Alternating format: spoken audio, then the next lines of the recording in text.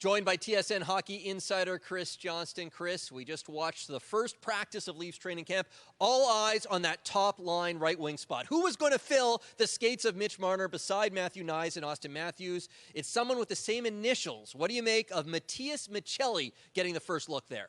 Well, I'll quote Craig Berube, and he said it's a big step up, of course, for Maccelli, who's been an NHL player, been productive earlier in his career in Arizona, coming off the tough season last year in Utah, but he's not ever been in this kind of role. And so, I think it's important to hammer home here. This would have been Max Domi's spot had Max Domi been healthy enough to start camp. We did see him skate prior to the official groups getting on the ice, so it doesn't seem like it's a serious issue with him, the lower body injury sidelining him, but it does sort of impact the Leafs' plans here in the early days of camp. And so I don't know yet what to make of it in terms of, is this going to be a long-term fit?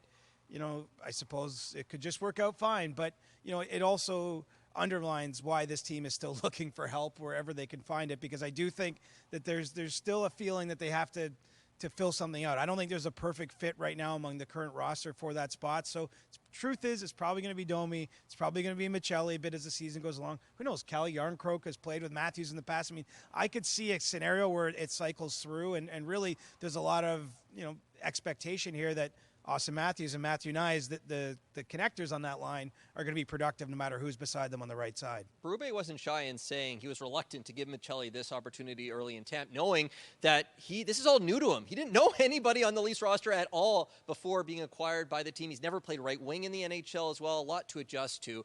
All right, we also heard from Anthony Stolarz today, and we know the team is trying to sign him to a contract extension.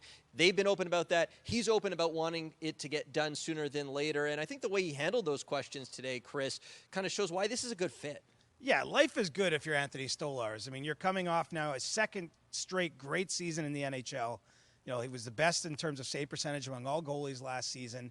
He's about to sign a contract, it appears, that's going to give him a level of stability he hasn't had during a long pro career, earn amount of money he's never earned in the past. And I think he's just comfortable here, right? I mean, he's so laid back, and, this isn't the kind of place, as some markets are under a different level of spotlight, especially as a starting goaltender. Someone in his case, he played the entire first round against Ottawa last year. He was the Leafs #1 by the end of that season, at least prior to getting injured in the playoffs. And it just doesn't seem like any of it phases him. And so that probably tells us, a big reason why the Leafs are trying to get him signed. And he does seem very comfortable from what I can tell as a Maple Leaf. So I would be shocked if this doesn't happen. Rarely do you have two sides so openly. Basically they got to work out the business end of it, but every other part of the fit at this point in time seems to be, perfect from each side. I asked William Nylander why Stolarz fits the market. He says he's laid back, he's big, and he stops the puck. So it's perfect. It sure felt perfect last season.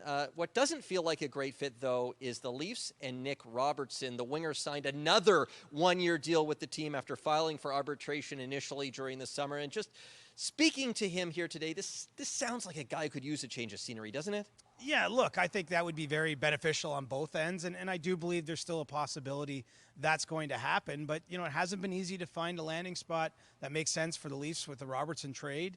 And so, they've had his rights, and they've kept signing him because he scores goals. I mean, he's clearly an NHL player. He hasn't been able to carve out exactly that role that when it gets to the biggest games of the year, the Leafs have been comfortable putting him in the lineup. And so it was 2 seasons ago, he officially, through his agent, asked for a trade. That didn't materialize. My understanding of this past summer was very, clear that he was open and liked the idea of a change of scenery. It didn't happen. They go through that arbitration process, sign the contract, and, here he is now. And I think it's not clear where it goes from here, except to say there's a lot of forwards in this camp.